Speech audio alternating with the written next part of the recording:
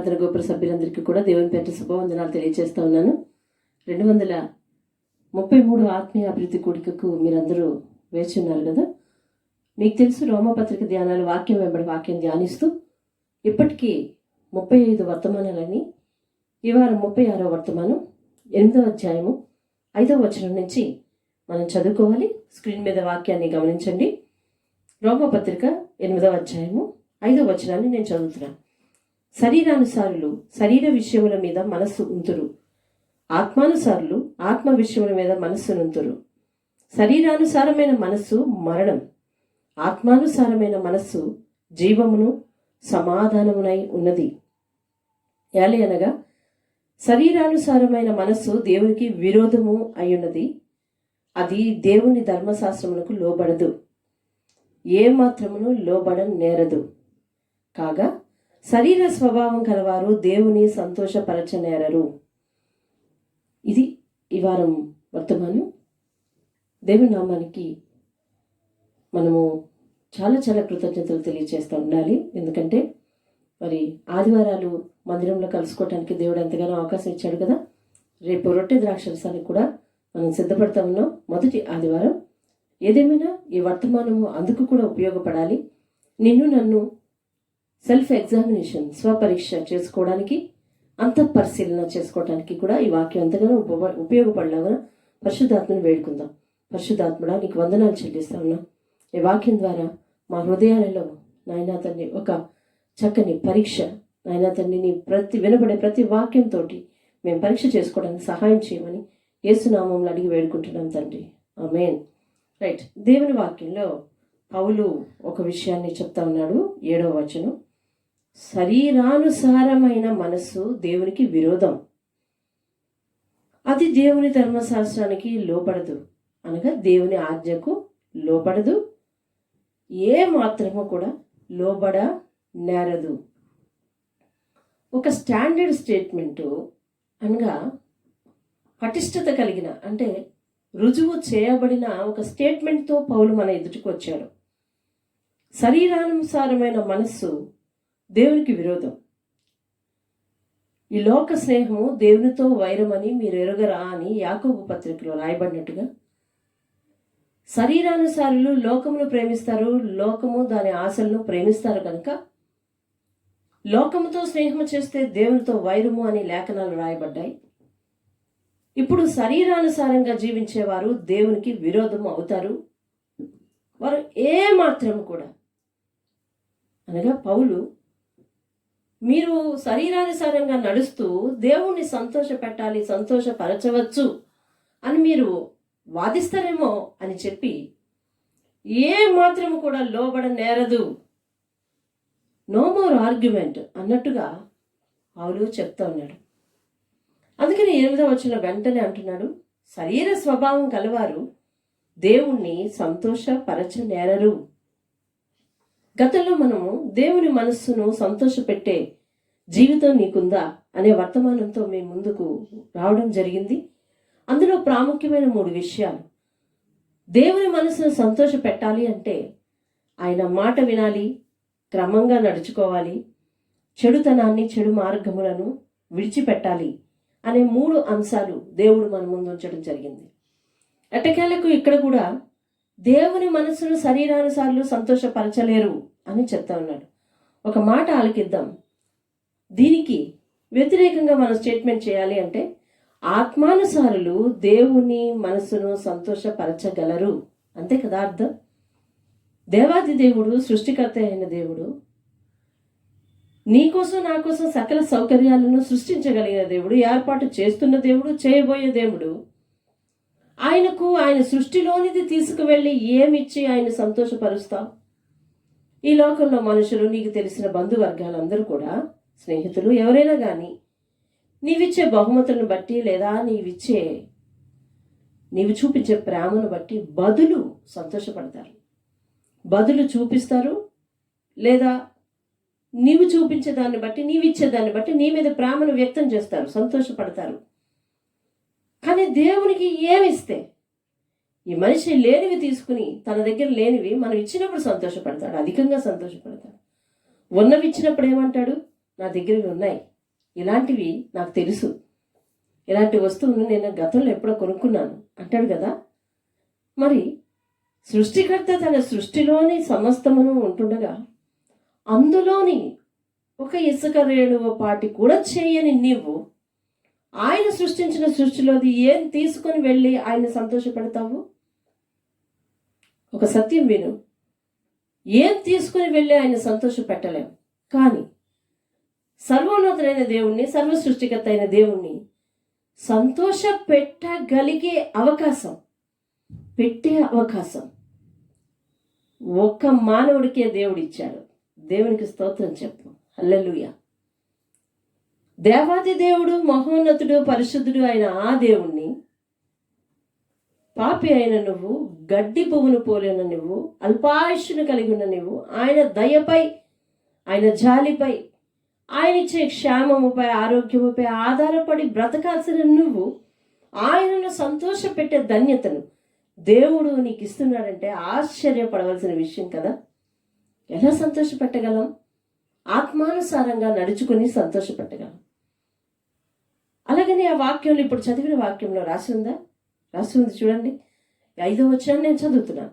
శరీరానుసారులు శరీర విషయముల మీద మనస్సు ఉంచుతారు, ఆత్మానుసారులు ఆత్మ విషయముల మీద మనసు ఉంచుతారు. నీ దేహంలో ఉన్న ఆత్మ దేవుడు పెట్టిన దీపం. దానితో నువ్వు ఆత్మానుసారంగా నువ్వు నడుచుకొని ఆత్మ అయిన దేవుని గురించిన సంగతులు నువ్వు ఆలోచించగలిగితే, దేవుని గురించిన, దేవుని మనస్సును గురించిన సంకల్పములు నువ్వు ఆలోచించగలిగితే, దాని ప్రకారం నడుచుకోవటానికి ఇష్టపడగలిగితే, ఆయన ఆత్మ అయి ఉన్నాడు కాబట్టి ఆత్మ ఆయన నిన్ను కూడా, నీ దేహంలో ఆత్మరూపంగా ఉన్న దేవుడు నిన్ను కూడా తనను పోలి నడుచుకోవాలని ఇష్టపడుతున్నాడు.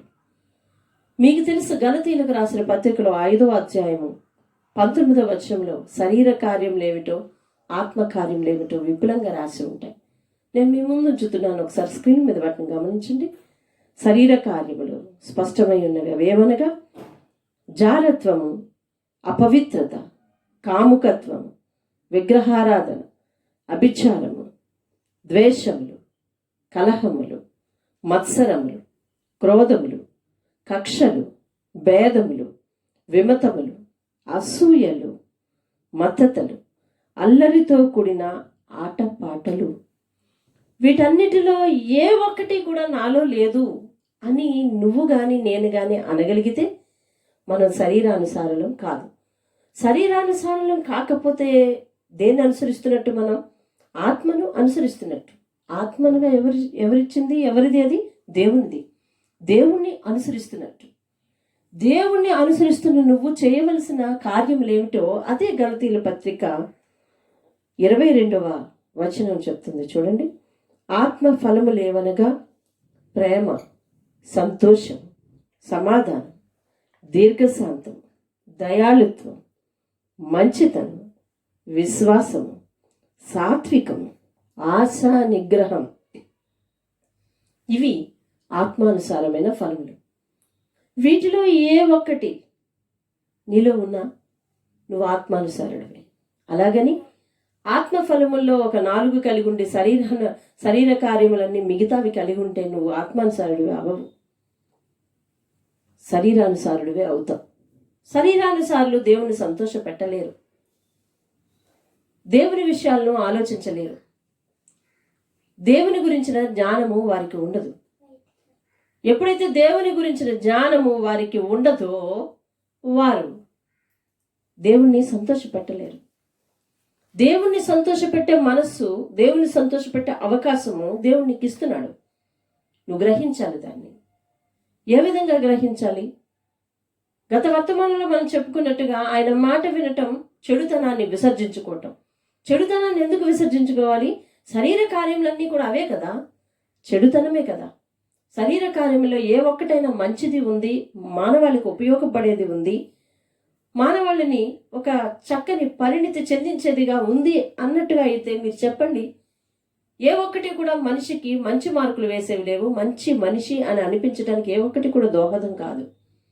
ఒక అసూయ మనిషిని ఎంతగానో నేల మట్టం వరకు అదో పాతాళం వరకు తొక్కేస్తుంది.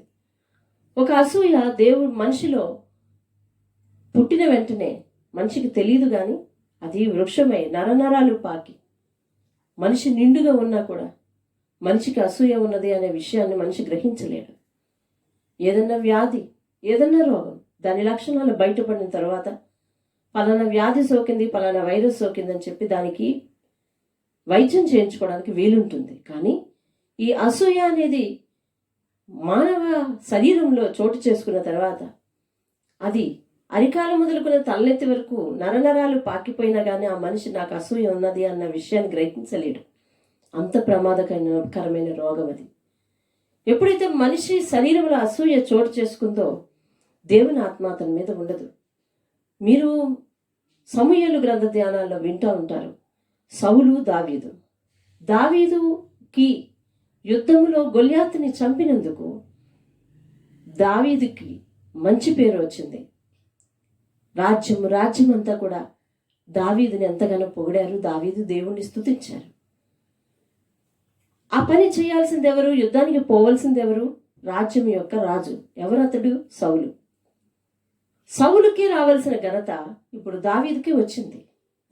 సౌలుకు రావాల్సిన పొగడత దావీదుకు వచ్చింది. సౌలుకు రావాల్సిన మంచితనం ఎప్పుడైతే దావీదుకు వచ్చిందో సౌలు అసూయపరుడు అయ్యాడు. విషపు చూపు నిలిపాడు అని రాసి ఉంటుంది అక్కడ వర్తమానంలో. అనగా అసూయ మనిషిలో చోటు చేసుకుంటే మనిషి నిలువెల్లా విషమయం అవుతాడు. సౌలు మీద సౌలు ఎప్పుడైతే విషమయమయ్యాడో, సౌలు చూపులు ఎప్పుడైతే విషముతో కూడుకున్నాయో, దావీదుని ప్రేమించలేకపోయాడో, దావీదు యొక్క ఆనందాన్ని చూడలేకపోయాడో, దావీదు ప్రగతిని చూడలేకపోయాడో, తాను చేయలేకపోతున్నానని తెలుసు, అసమర్థుడని అని తెలుసు, నా వల్ల కాని పనిని వేరొకడు చేశాడు అని విషయం తెలుసు. ఇన్ని తెలిసి ఉండి కూడా దావీదు మీద ఒక విషపు చూపు. నీకుందా ఆ విషపు చూపు, ఆ కక్ష, ఆ ద్వేషము, ఆ అసూయ? ఇవన్నీ ఇతరుల మీద నువ్వు చూపించగలిగితే నువ్వు శరీరానుసారుడివే తప్ప ఆత్మానుసారుడు కాదు. కొన్నిసార్లు ఆత్మానుసారంగా నిండి ఉన్న మనము శరీర కార్యాలు నెరవేర్చే వారిని చూసి కోపము వస్తూ ఉంటుంది. అలాంటప్పుడు కూడా మనము దైవిక ప్రేమను వారి పట్ల వ్యక్తపరచగలగాలి. అందుకనే ఆత్మఫలముల్లో ప్రప్రథముగా దేవుడు మెన్షన్ చేసింది ఏంటి? ప్రేమ, సంతోషం. ప్రేమకు దేవుడు చాలా పెద్ద పీట వేస్తున్నాడు. ఎవరిని ప్రేమించాలి? మొట్టమొదటిగా దేవుణ్ణి ప్రేమించాలి. అందులో ఆ స్థానంలో, ఆ ప్రప్రథమమైన స్థానంలో వేరొకరికి ఆస్కారం లేదు, చోటు లేదు. నీ జీవానికి ఆధారమైన ఆ దేవుణ్ణి నువ్వు స్తుతించాలి, ఆయన్నే ప్రేమించాలి. తదుపరి ఎవరిని ప్రేమించాలి? దేవుడు ఎవరిని ప్రేమించాడు? మంచివారి కంటే పాపినే ప్రేమించాడు. అలాగనే నువ్వు కూడా మీరు క్రీస్తును పోలి నడుచుకోండి అన్న వాక్యం ప్రకారం నీవు కూడా శరీరాల కార్యములు నెరవేర్చు వారిని చూసి జాలిపడి వారి నరకానికి పాత్రులని నీకు తెలిసి భారం కలిగి వారి కొరకు ప్రార్థించేవాడిగా, వారిని ప్రేమించేవాడిగా, వారిని ప్రేమించే దానముగా ఉండాలి. మనము ద్వేషించాల్సింది పాపిని కాదు అనే విషయము బైబిల్ ఎప్పటికప్పుడు తేటతెల్లం చేస్తుంది. ఆత్మానుసారంగా ఉండిన మనము ఇదే కోపం, ఇదే ద్వేషం, ఇదే అసూయ మనలో చోటు చేసుకుంటే భక్తిహీనులు వర్ధిల్లుతూ ఉంటారట కొన్ని సందర్భాల్లో. అలా భక్తిహీనులు వర్ధిల్లుటను బట్టి కూడా మనం అసూయ చెందితే ఏది ఏమైనా నువ్వు శరీర కార్యాలు నెరవేరుస్తున్నావు కాబట్టి శరీరానుసారంలోనికి వచ్చేస్తావు. ఎప్పుడైతే శరీరానుసారంలోనికి వచ్చావో నువ్వు దేవుని మనసును సంతోషపెట్టలేవు. దేవుడిచ్చే ధర్మశాస్త్రానికి, దేవుడిచ్చిన ఆజ్ఞలకు నువ్వు లోబడలేవు. ఏ మాత్రము నువ్వు లోబడనేరరు అని దేవుని వాక్యం స్పష్టంగా సెలవిస్తుంది. మరొకసారి 6వ వచనాన్ని నేను చదువుతున్నాను, చూడండి. ఆత్మానుసారమైన మనసు జీవమును సమాధానమును అయ్యున్నది. దేవుని స్తోత్రం కలుగును గాక. కొన్నిసార్లు మనకు పాపమును అనుసరించే వ్యక్తుల్ని చూసినా మన మనస్సుకు నచ్చని సంగతులు, దావీదు అంటాడు కదా, నిన్ను ప్రేమించే వారిని నేను ప్రేమిస్తున్నాను, నిన్ను ద్వేషించే వారిని నేను ద్వేషిస్తున్నాను అంటాడు. రైట్, అక్కడ వరకు దావీదు వరకు ఆ స్టేట్మెంట్ కరెక్టే. కానీ క్రీస్తు ఈ లోకానికి వచ్చి పాపులను రక్షించుటకే, నశించిన దాన్ని వెతికి రక్షించుటకే ఈ లోకానికి వచ్చాడు. కాబట్టి ఆ యొక్క నియమాన్ని కొంచెం మార్చవలసి వస్తుంది. క్రీస్తును ద్వేషించిన వారు, దేవుణ్ణి ద్వేషించిన వారిని మనం ద్వేషించడం మంచిదే, కానీ వారు రూఢిగా నరకానికి పాత్రులని తెలిసిన పిదప వారి మీద జాలిపడి వారి కొరకు ప్రార్థించే మనసును, ప్రేమించే మనసును నువ్వు ఇన్నర్గా అనగా అంతర్గతంగా అభివృద్ధి చేసుకోవాలి, డెవలప్ చేసుకోవాలి. అప్పుడు నువ్వు వారిని ప్రేమించిన జాబితాలోనికి వెళ్తావు.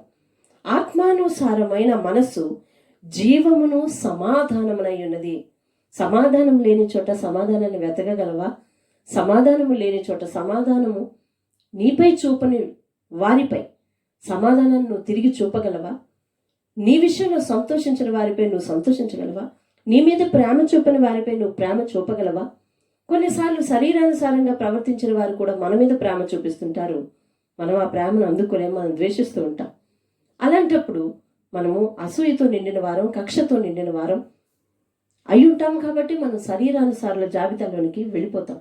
దయచేసి దేవుని వాక్యము మనకు మన మనసుతో మాట్లాడుతున్నప్పుడు విందాం. దేవుని మనసును సంతోష పెట్టాలి అంటే మానవునికి ఇచ్చిన ఒకే ఒక అవకాశం ఏమిటి అంటే ఆయన్ను పోలి నడుచుకోవటం. ఒకటే ఒక స్టేట్మెంట్, ఆయన్ను పోలి నడుచుకోవాలి. ఆయన్ను పోలి నడుచుకోవాలి అంటే ఆయన లక్షణాలు కలిగి ఉండాలి. ఆయన లక్షణాలు ఏమిటి అని నువ్వు వెతుక్కుని అవసరం లే. ఆత్మ ఫలములు అనగా ఆయన లక్షణాలు ఏమిటది? ప్రేమ, సమాధానం, సాత్వికం, దీర్ఘశాంతం. దేవుడు పాపి అయిన మనుషుల మీద, మన మీద ఎంత దీర్ఘశాంతం వహించాడు. లేదా నువ్వు నేను చేసిన పాపాలకు వరుసగా దేవుడు శిక్ష విధించుకుంటూ పోవాలి అంటే మనము 2వ శిక్షకో 3వ శిక్షకో వెళ్ళిపోయే ఉందాం కదా. మర్చిపోయి స్మరణకు రాని వారి వల్లవే అయిపోదాం కదా. సమాధిలోనికి దిగిపోయిన వారి వల్లే అయిపోదాం కదా. గతించి ఎన్నో సంవత్సరాలు అయిపోయి ఉండను కదా. కానీ నీవు చేసిన, నేను చేసిన అపరాధమును దేవుడు ఎప్పటికప్పుడు దీర్ఘశాంతం చూపించి సహించి వహిస్తున్నాడు. కాబట్టి మన పాప భారాన్ని ఆయన భరిస్తున్నాడు. కాబట్టి ఇంకా నీ కొరకు నా కొరకు మారుతామని ఎదురు చూస్తున్నాడు. కాబట్టి నీవు నేను బ్రతికున్నామన్న సంగతిని నీవు నేను జ్ఞాపకం చేసుకోవాలి కదా. అటువంటి దీర్ఘశాంతాన్ని నీ మీద నా మీద చూపిస్తున్న దేవుడు, పాపుల మీద దీర్ఘశాంతాన్ని చూపిస్తున్న దేవుడు, ఆయన లక్షణాన్ని మనం కలిగి ఉండాలి అంటే మనం కూడా ఇతరుల మీద దీర్ఘశాంతాన్ని చూపించాలి, సహనాన్ని చూపించాలి, ప్రేమని చూపించాలి. వీలైనంత వరకు మట్టుకు సంతోషంగా ఉండాలి. ఇంకను విశ్వాసం కలిగి ఉండాలి దేవుని మీద. సాత్వికమైన మనసు, మృదువైన మాట కలిగి ఉండాలి. నీ మాట ఇతరులను బాధ పెట్టేదిగా ఉండకూడదు. దయాళుత్వం కలిగి ఉండాలి. ఇతరుల మీద దయ కలిగి ఉండాలి. వారు క్రీస్తును అంగీకరించకపోతే, వారు సత్యం ఏమిటో తెలుసుకోకపోతే, లేదా దేవుని దగ్గరే ఉండి ఇంకా పాపపు జీవితంలో జీవిస్తూ ఉంటే వారి మనోనేత్రాలకు అపవాది గుడ్డితనం కలగజేసింది. కాబట్టి ఆ గుడ్డితనంలో వారి జీవితం కొట్టుకుని పోయి నరకానికి పాత్రులు అయిపోతారు. కాబట్టి పరలోక భాగ్యాన్ని సొంతం చేసుకోవాలనుకునే నువ్వు వారి మీద జాలి తలచాల్సింది పోయి వారిపై ద్వేషాన్ని పెంచుకోకూడదు కదా.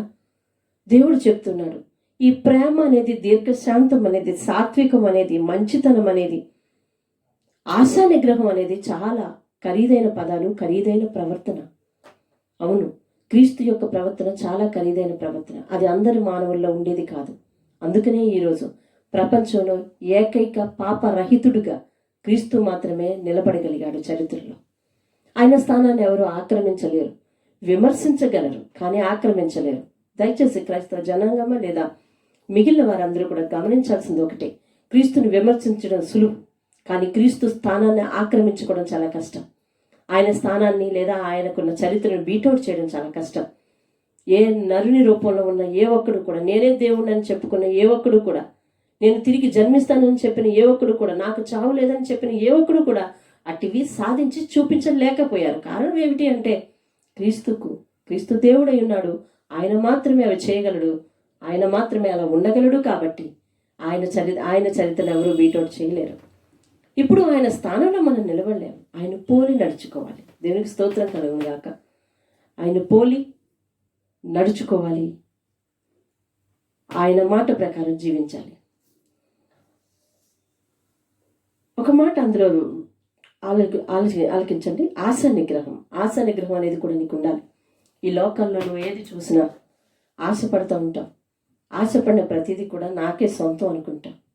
అది కూడా చాలా వ్యర్థమైన విషయం. ప్రసంగి గ్రంథంలో చెప్తుంటాడు, సమస్తమును వ్యర్థం, ఎంత ప్రయాసపడినా వ్యర్థం, నాది నాది అనుకున్న వ్యర్థం. కాబట్టి ఇటువంటి వ్యర్థమైన సంగతుల పట్ల ఆశని పెంచుకోవటం, దేని మీద ఆశపడాలో, ఏ విషయాల మీద మనస్సు ఉంచాలో తెలుసుకుని దాని మీద మనస్సు ఉంచకపోవటం. కీలకంగా చెప్పాలి అంటే ఏది శాశ్వతమో దాని మీద మనస్సు ఉంచకపోవటం, ఏది అశాశ్వతమో, ఈ లోక సంగతులు అన్నీ కూడా అశాశ్వతం, ఈ లోక బంధాలు అన్నీ కూడా అశాశ్వతం. ఈ అశాశ్వతమైన వాటి మీద మనస్సు ఉంచటం, శాశ్వతమైన దేవుని మీద ప్రేమ లేకపోవటం, ఆయన కోసం లేదా లోకం కోసం ఆయన విడిచిపెట్టడం. ఆయన కోసం సమస్తాన్ని విడిచిపెట్టాలి, కానీ లోకం కోసం మనం దేవుని విడిచిపెడుతుంటాం. దేవునికి చేసుకోవాల్సిన సమర్పణ చేసుకో, పొందాల్సిన రక్షణను పొందాం. ఎందుకంటే మనకు లోకంలో చాలా పనులున్నాయి, వాటిని నెరవేర్చాలంటే క్రీస్తు దగ్గర కాదు. లోకానుసారంగా మనం ప్రవర్తించాలి, లోకంలో ఉన్న మన బంధువులు చెప్పినట్టుగా వినాలి, వాళ్ళని సంతోష పెట్టాలి అంటే నువ్వు దేవుని సంతోషపరచలేవు. కాబట్టి నువ్వు ఇప్పటికీ లోకానికి దాసుడిగా ఉండి దేవుని తట్టు తిరగలేకపోయావు, దేవునికి ఇచ్చిన మాటను నిలబెట్టుకోలేకపోతున్నావు. నీకు తెలుసు దేవుడే సృష్టికర్త అని తెలుసు, నీకు తెలుసు దేవుడే సమస్తాన్ని చేయగలడని తెలుసు, నీకు తెలుసు దేవునికి అసాధ్యమైనది ఏమీ లేదని తెలుసు. కానీ ఒక విషయం మాత్రం నీకు తెలుసు, ఏంటో తెలుసా? నీ ఇష్టానుసారంగా ప్రవర్తించాలి అంటే దేవుని దగ్గర కుదరదు అని తెలుసు, నీ ఇష్టాన్ని నెరవేర్చుకోవాలి అంటే దేవుని దగ్గర కుదరదని తెలుసు. అందుకని ఏం చెప్తావు అంటే దేవుడు ఆ కార్యం చేయలేడేమో అంటాం. ఈరోజు చాలామంది రక్షణ తీసుకోవటానికి వెనకడు చేస్తున్నారు. ఎందుకో తెలుసా? దేవునికి అన్నీ చేయడం వచ్చు, దేవుడు అన్నీ ఏర్పాటు చేయగలడు, దేవుడు మన జీవితాన్ని తీర్చిదిద్దగలడు. కానీ అందులో ఒక పెళ్ళి అనే విషయాన్ని సరిగ్గా చేయలేడు కదా. అవును, ఆ పెళ్ళిళ్ళు సరిగా జరగవని చెప్పి, సరిగా జరగవు అంటే నువ్వు అనుకున్నట్టు జరగవు. అది నీ ఆలోచన ఏమిటి అంటే నీ బంధువులు చెప్పినట్టుగా జరగాలి, నీ ఆలోచన ఏమిటి అంటే నీ బంధువుల మాట ప్రకారం జీవించాలి, దేవుని మాట కాదు. సర్వోన్నతుడు నీకేం చెప్తున్నాడో ఆ మాట నీకు అనవసరం. దేవుని వాక్యం పదే పదే ప్రతివారం ఏం మాట్లాడుతుందో అదంతా పెడచెవిని పెడతావు. వాక్యం తెలియని అన్యులు ఏది చెబితే అదే వింటావు. నువ్వు శరీరానుసారివా, ఆత్మానుసారివా? చెప్పు, నువ్వు దేవుని సంతోషపడుతున్నావా? నిజమే, నువ్వు దేవుని కొరకు ఎంతో సమర్పణ చేసుకుని ఉండొచ్చు, దేవుని కొరకు నీ తొలి జీతాన్ని సమర్పణ చేసుకుని ఉండవచ్చు, దేవుని కొరకు నువ్వు డబ్బును విచ్చలవిడిగా ఖర్చు పెడుతూ ఉండవచ్చు, దేవుని కార్యాలు అంటే నువ్వు ముందుకు దూకి నేను చేస్తానని చెప్పి చేస్తూ ఉండవచ్చు, కాదనడలే. కానీ నీ ఇంటి విషయాలు వచ్చేసరికి, నీ విషయం వచ్చేసరికి, నీ పిల్లల విషయం వచ్చేసరికి, ఎవరి మాటను పోషించాలి అనుకుంటున్నావో, లోకాచారం ప్రకారం చేయాలనుకుంటున్నావో, దేవుని మాట ప్రకారం చేయాలనుకుంటున్నావో, శరీరానుసారంగా జీవించాలి అనుకుంటున్నావు, నువ్వు దేవుణ్ణి సంతోషపెట్టలేవు, లోకముని సంతోషపెట్టగలవు. అనా ఎవరిని? దేవుని వాక్యం ఎరగని వారిని, దేవుని ప్రేమను తెలుసుకొని వారిని, దేవుణ్ణి ద్వేషించే వారిని. ఈరోజు నీ జీవితంలో కొన్ని సంగతులు దేవుని పట్ల సమర్పణ చేసుకోలేకపోవడానికి గల కారణం ఏంటో తెలుసా? నీ బంధువులు. వారెవరు?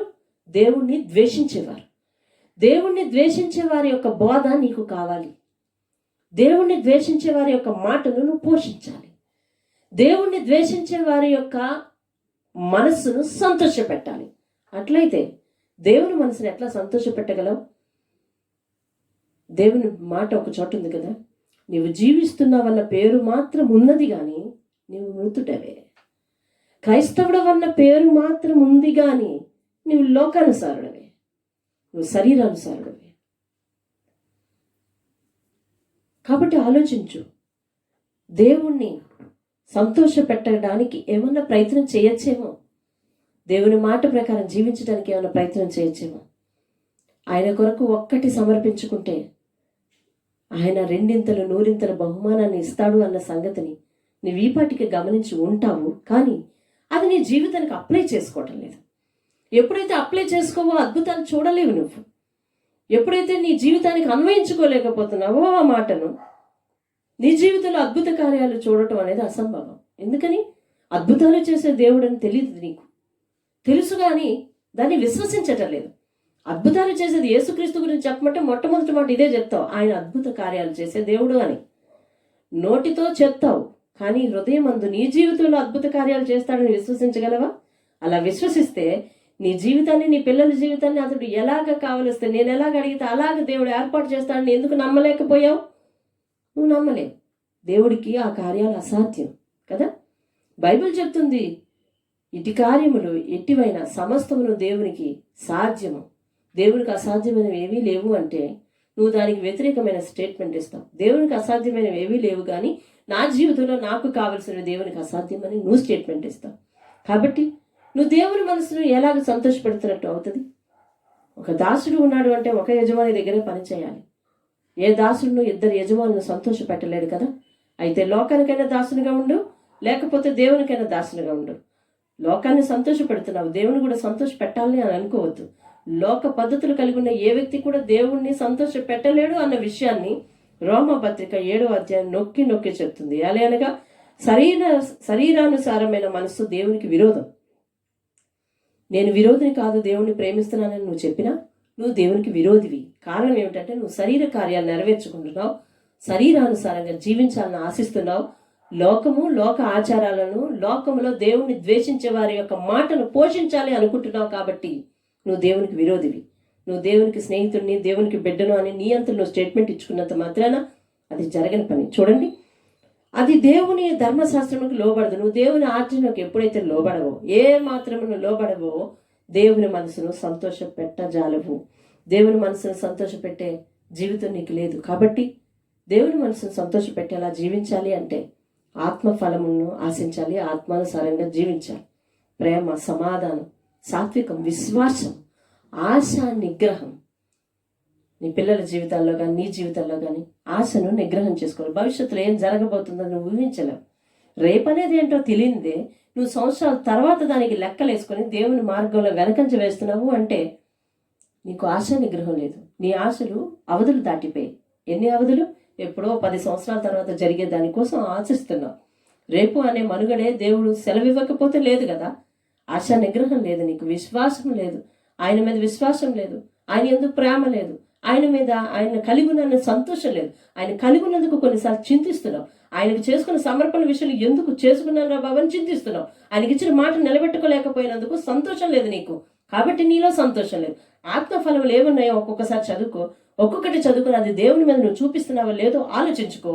అప్పుడు నువ్వు దేవుని మనసును సంతోషపెడుతున్నావో లేదో నీకే తెలుస్తుంది. దయచేసి అలా ఉండద్దు. దేవుని మనసును సంతోష పెట్టేవాడిగా, పెట్టేదానిగా ఈ వర్తమానం విన్న తర్వాత నువ్వు మారగలిగితే దేవుడు ఎంతగానో నీ గురించి, నా గురించి, నీ జీవితం గురించి, నా జీవితం గురించి సంతోషిస్తాడు. ఆయన సంతోష పెడితే ఆయన చేతి నిండా మనకు బహుమానాలే. మన జీవితం ఎంతగానో ధన్యమవుతుంది. ఇటు దేవుని కలిగిన వారు ధన్యులు అని దేవుని వాక్యం సెలవిస్తుంది. 144వ కీర్తన. యెహోవా దేవుడు కాగల ప్రజలు ధన్యులు. ధన్యుల జాబితాలో అనగా అదృష్టవంతుల జాబితాలోనికి వెళతాం.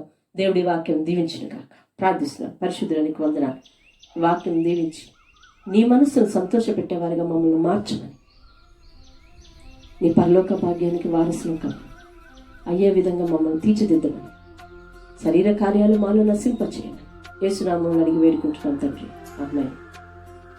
సరే.